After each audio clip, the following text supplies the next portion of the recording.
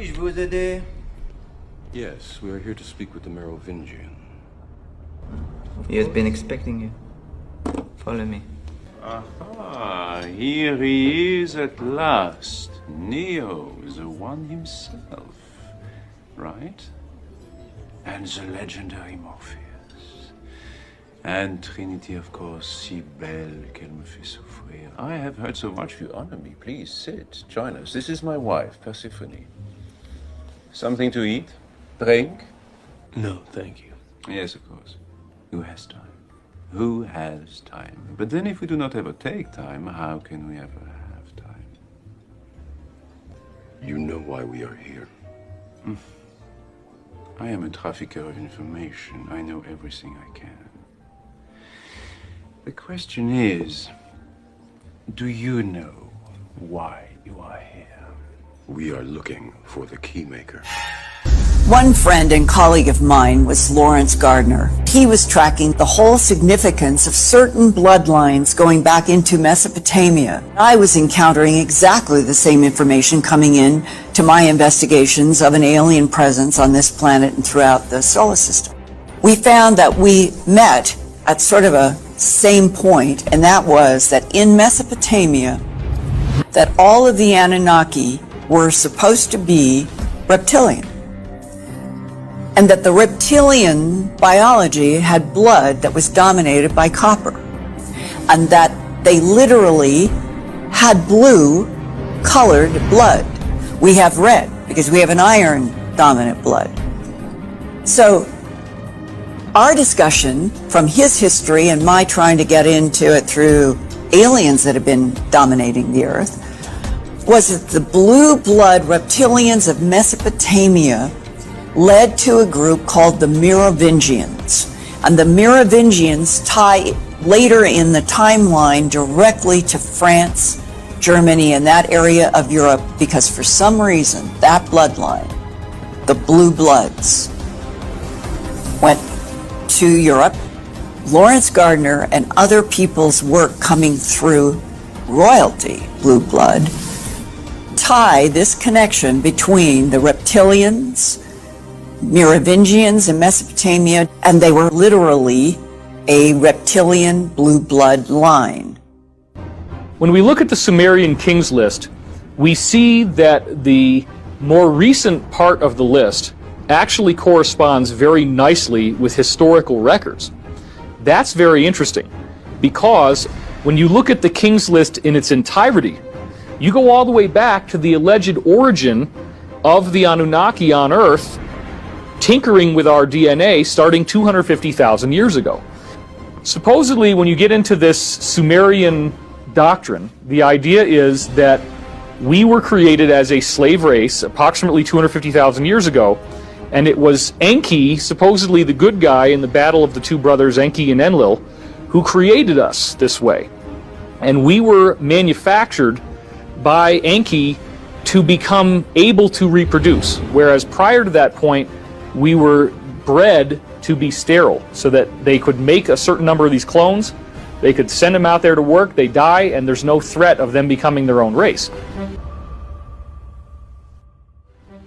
When we look at our modern civilization and we think that we've evolved so much, let's not forget that Sumer is the cradle of civilization, and that so much of what started there is still in place in our modern world.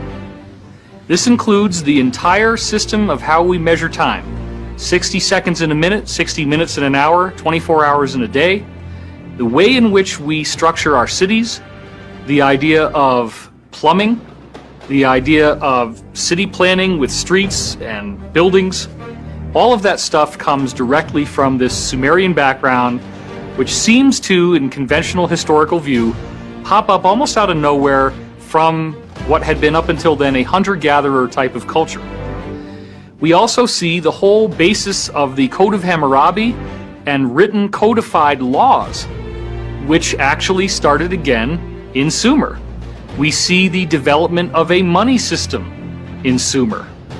We see the roles of men and women, this sort of patriarchal society, also appearing in Sumer, and therefore so much of what we have in our modern world hasn't changed since the time of Sumer. And if we expand our consciousness a little bit and consider that the written history of Sumer is not what we hear about in our textbooks, that it actually is a 250,000-year-old civilization, it would appear that the gods built that civilization, or what some have called the archons, and that they in fact built this whole system on purpose to withstand the test of time and to create a form of silent tyranny.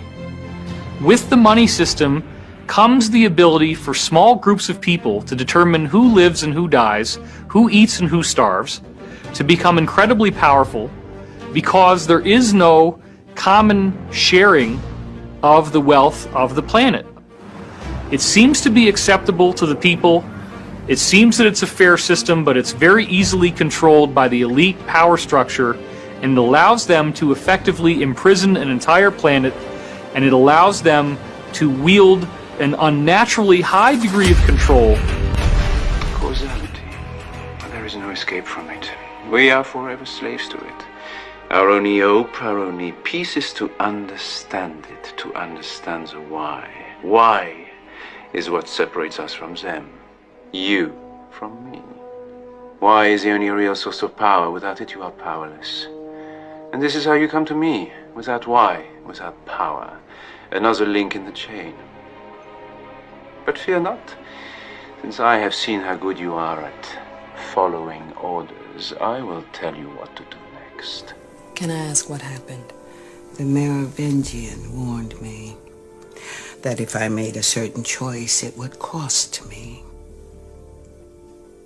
He is, among other things, a man of his word. What was the choice? The same one you yourself will have to make. The choice to help Neo or not. Then Neo is alive.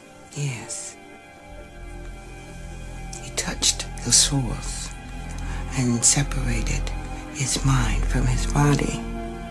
Now he lies trapped in a place between your world and ours. Can we free him?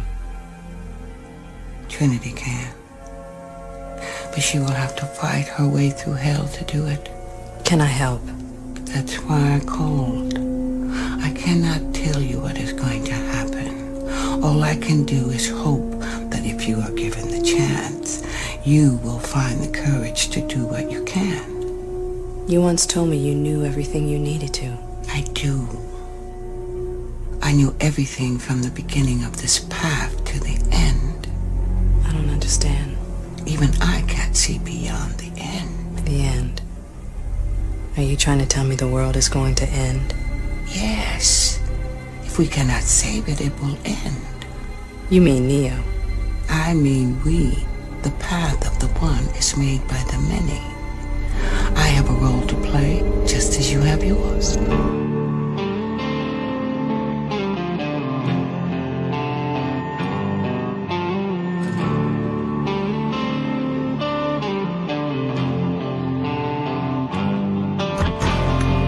There's an old Chinese proverb I've always liked. The heart never speaks, but you must listen to it to know. You'll know, Niobe. You always do. This is medieval times, and there's the rest of us. This is all us humans on Earth battling it out. And then above that, we've got heaven with the angels. But the angels aren't really just angels. The angels are actually manipulating what's going on Earth. You're not human, are you? Well, it's tough to get any more obvious than that. If I had to guess, I'd say you're a program from the machine world. So is he. It starts so simply. Each line of the program creating a new effect, just like poetry. First, a rush, heat, a heart flutters. You can see it now, yes? She does not understand why. Is it the wine? No. What is it and what is the reason? Soon it does not matter. Soon the why and the reason are gone. And all that matters is the feeling itself. And this is the nature of the universe.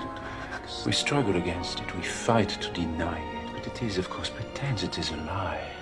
Beneath our poised appearance, the truth is we are completely